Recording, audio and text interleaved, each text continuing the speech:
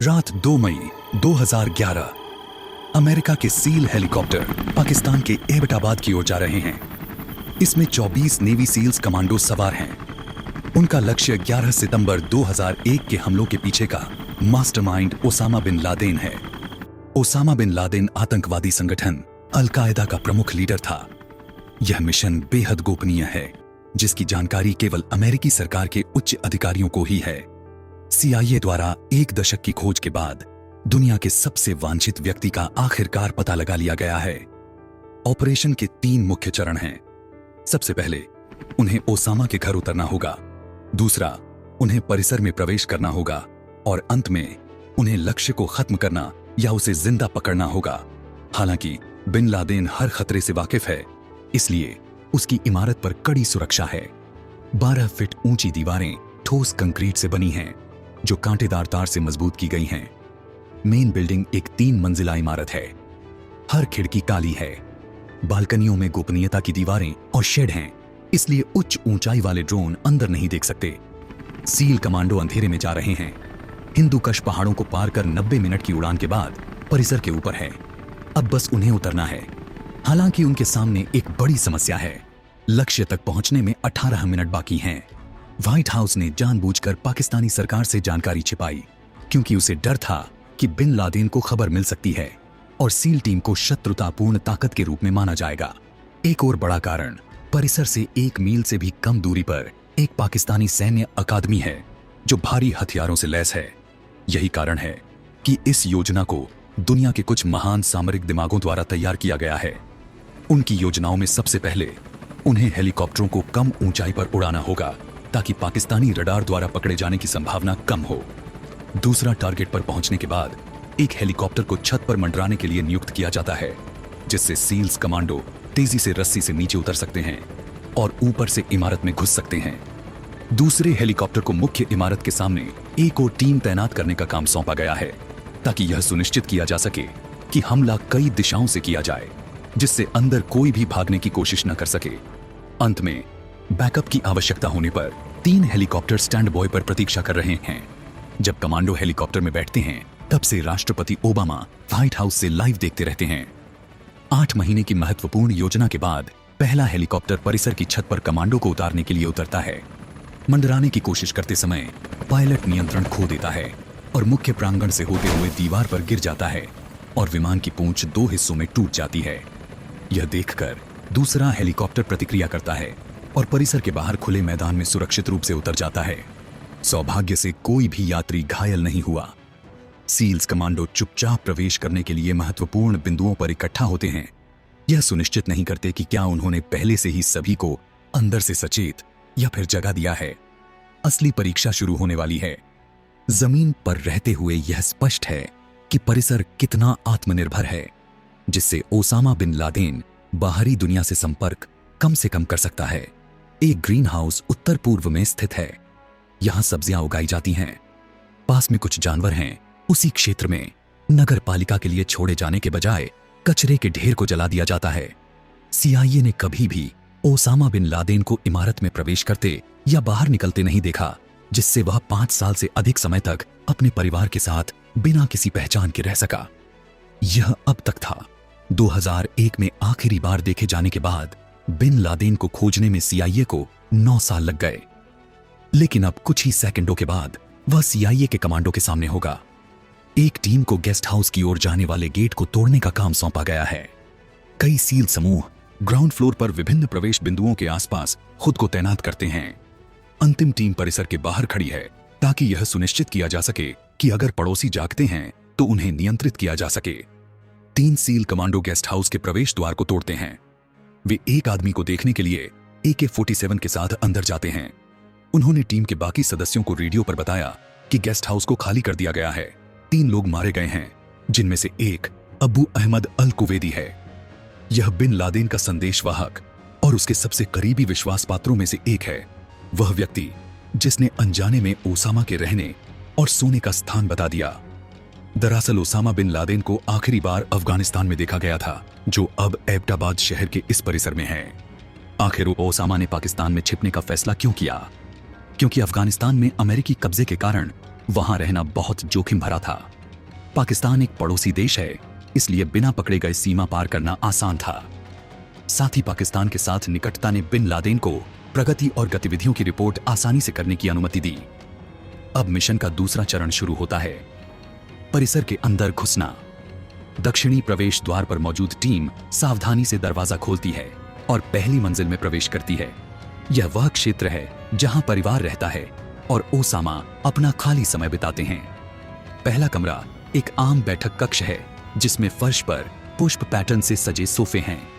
यह जगह गंदी है क्योंकि इस समृद्ध घर से जो उम्मीद की जा सकती है उससे बहुत दूर है। रसोई के सामने एक कमरा है जो एक अस्थायी कक्षा के रूप में कार्य करता है। यहाँ घर के कई बच्चे अरबी में घर पर ही पढ़ाई करते हैं। तभी एक आदमी गलियारे को चुपके से पार करता है। वह दरवाजे से बाहर झुकता है और सील फायर करती हैं। वे जल्दी से कमरे में घुस जाते हैं। अंदर एक और आदमी बेताबी से राइफल को पकड़ने के लिए पहुंचता है, लेकिन कमांडो उसे भी शूट कर देते हैं। अभी भी इस बात से थके हुए कि अन्य घर के सदस्य और ओसामा पहली मंजिल पर हो सकते हैं या नहीं, सील कमांडो चारों तरफ फैल गए और प्रत्येक कमरे को खाली कर दिया, लेकिन कोई भी मौजूद नहीं था। सील ऊपर दूसरी मंजिल पर जाने के लिए तैयार होते हैं, लेकिन उनके और दूसरी मंजिल के बीच एक ठोस धातु का दरवाजा खड़ा है। सील धमाके से गेट को उड़ाने की सोचते हैं, लेकिन उच्च शक्ति वाले विस्फोटक प्रभावी होंगे और शोर मिशन को खतरे में डाल देगा। इसके बजाय वे सटीक और छोटे RDX तैनात करते हैं। बिना किसी का ध्यान आकर्षित किए लॉक को निष्क्रिय करने के बाद उन्हें अंदर जाना है। रेडियो पर पहले स्तर के लिए सब कुछ साफ बताते हैं, लेकिन मिशन अभी खत्म नहीं हुआ है और दूसरी मंजिल पर पहुंचना एक जटिल और संभावित रूप से घातक चुनौती है। टीम लक्ष्य से 6 मिनट दूर है। दूसरी सील टीम बाहर उतरी और परिसर के सामने पहुंची। उन्होंने दूसरी मंजिल पर जाने के लिए सीढ़ी और सुरक्षा द्वार देखा, जिसे बलपूर्वक खोलने की आवश्यकता थी। टीम सावधानी से दूसरी मंजिल की ओर जाने वाली सीढ़ियां चढ़ती हैं। हालांकि उन्हें ऊपर से पदचाप सुनाई देता है। नीचे देखने पर एक व्यक्ति सफेद टी-शर्ट पहने हुए है, जो यह जानने के लिए उत्सुक है कि घर में क्या हो रहा है। कुछ ही सेकंड में उसे एलिमिनेट कर दिया जाता है। यह ओसामा बिन लादेन का बेटा खालिद है। टीम पहली बार परिसर की दूसरी मंजिल के अंदर देखती है। फोन या इंटरनेट न होने के बावजूद यह वह जगह है जहां निवासी बाहरी दुनिया की घटनाओं के बारे में खुद को अपडेट रखते हैं। अलकायदा समूह के सदस्यों के लिए नियंत्रण केंद्र में 3 कमरे हैं जो महत्वपूर्ण जानकारी से भरे हुए हैं। प्रत्येक सेटअप में कई कंप्यूटर, हार्ड ड्राइव और स्टोरेज डिवाइस होते हैं जो रहस्यों और अलकायदा के संवेदनशील दस्तावेजों से भरे होते हैं। ओसामा संचार की एक ऐसी विधि का उपयोग करने में चतुर था जिससे CIA के लिए उसे ट्रैक करना लगभग असंभव हो जाता था। वह ऑनलाइन संदेशों और प्रत्यक्ष इलेक्ट्रॉनिक संचार का उपयोग करने से बचता था। इसके बजाय वह बिना पकड़े जाने के लिए कोरियर सिस्टम पर निर्भर रहता था। वह हस्तलिखित पत्र लिखना पसंद करता था। हालांकि अगर वह लंबी दूरी पर संदेश भेजना चाहता था तो वह उन्हें USB फ्लैश ड्राइव पर संग्रहित करता था और फिर कोरियर दूर किसी स्थान पर जाकर संदेश पहुंचाता था। लेकिन ऑफलाइन स्टोरेज पर निर्भर रहना जोखिम भरा था। इसे कहीं भौतिक रूप से संग्रहित किया जाना था और टीम ने अभी-अभी एक गुप्त सूचना का पता लगाया है।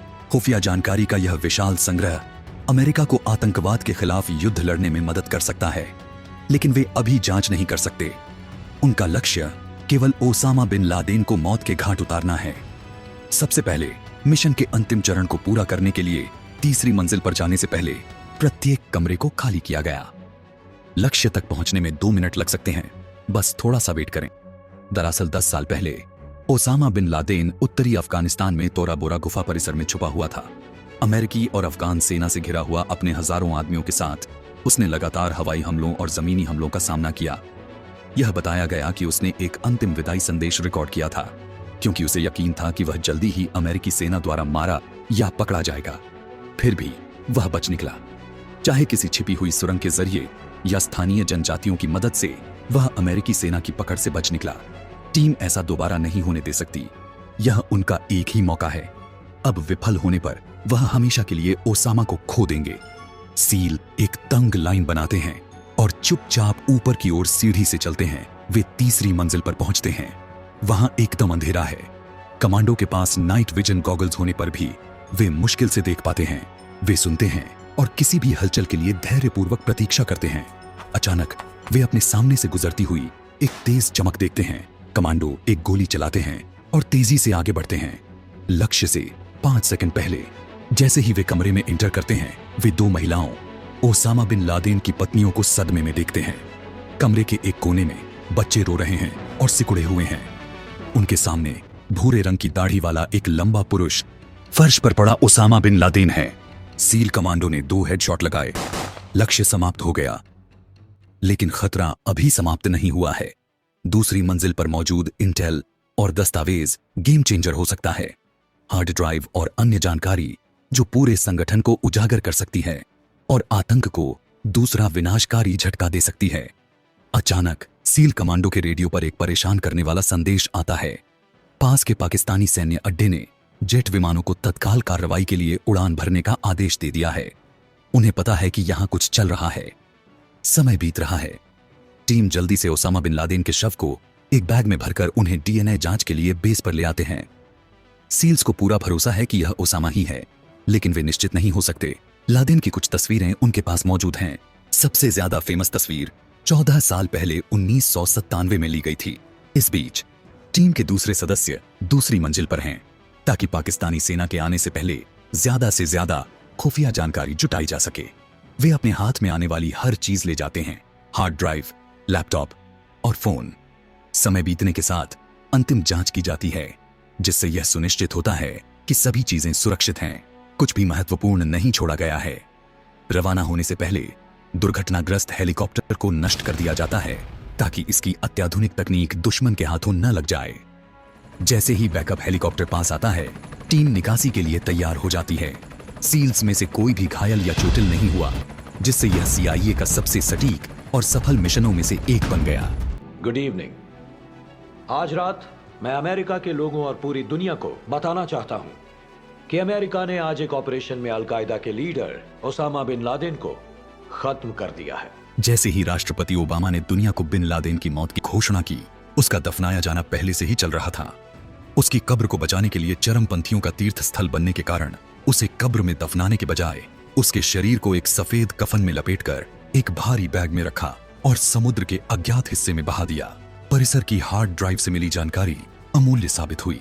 सुपर मारियो ब्रदर्स और काउंटर स्ट्राइक जैसी अप्रत्याशित खोजों के साथ ड्राइव में लगभग 37,000 दस्तावेज थे, जिनका विश्लेषण करने में वर्षों लग गए।